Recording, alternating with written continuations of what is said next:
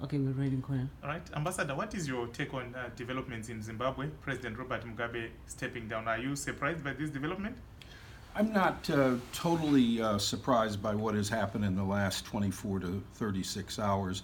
I expected after the military intervention that it was only a matter of time before he was actually removed from office, either by the military or the party or the parliament.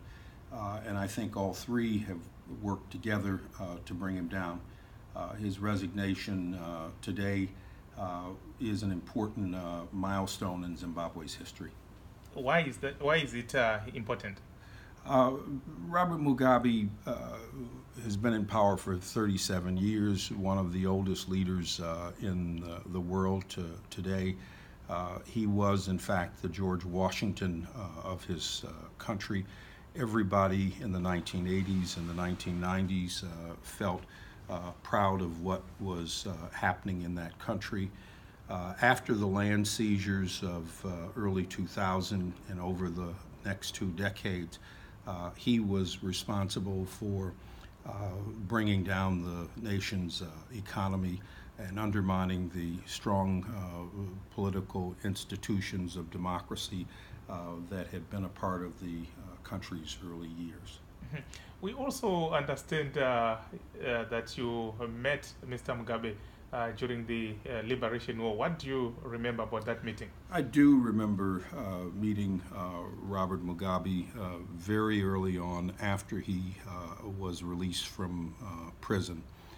He had been in prison for over a decade at that time, and I had an opportunity to travel from Maputo, Mozambique, where I was deputy chief of mission, up to northern Mozambique to a place called Kilimani, where he was there leading ZANU and ZANLA at the time.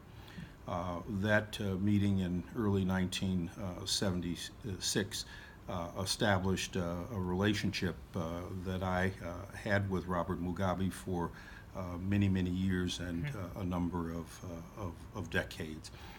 In 1976, I was impressed by his commitment to see an independent Zimbabwe, his political and organizational skills, and his resilience and desire to see that Zimbabwe would be an independent country.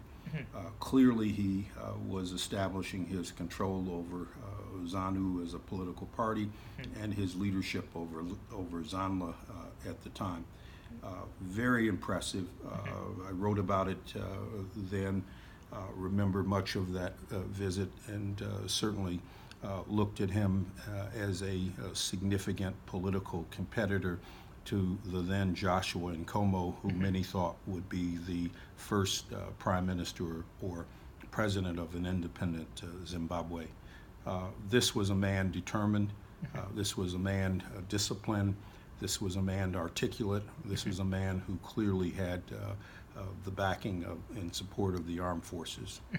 And, Mr. Mugabe has claimed that one of the reasons why Zimbabwe's economy is not performing is because of the sanctions imposed by America and the European Union.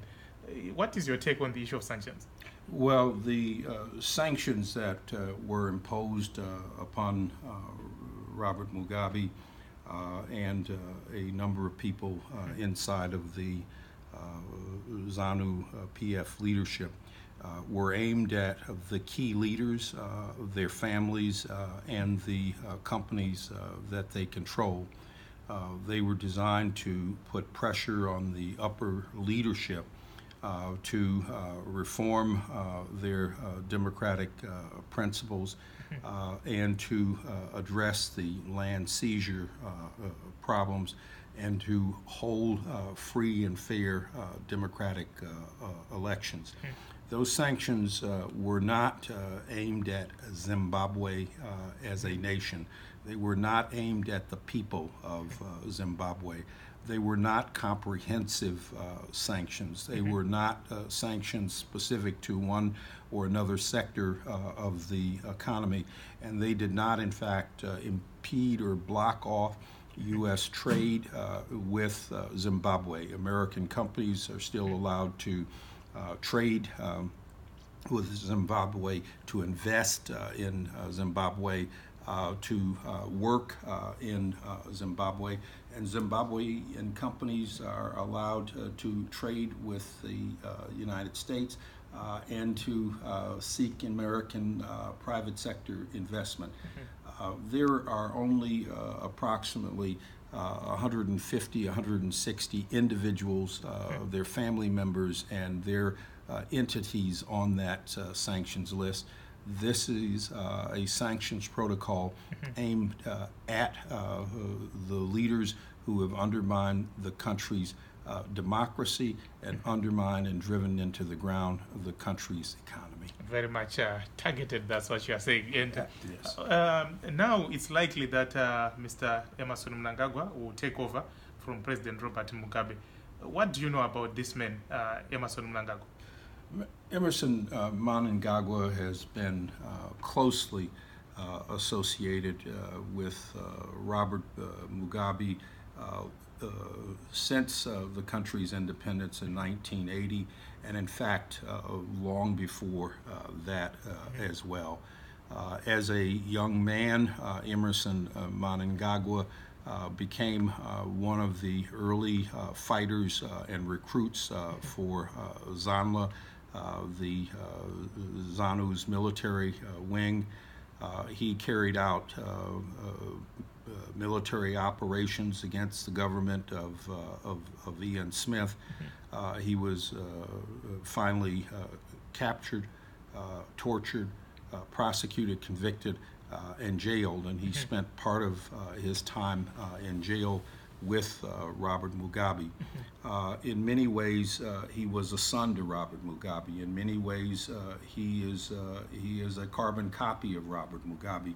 Like Robert Mugabe, he studied hard in prison. He learned a lot. He gained a number of university certificates and degrees.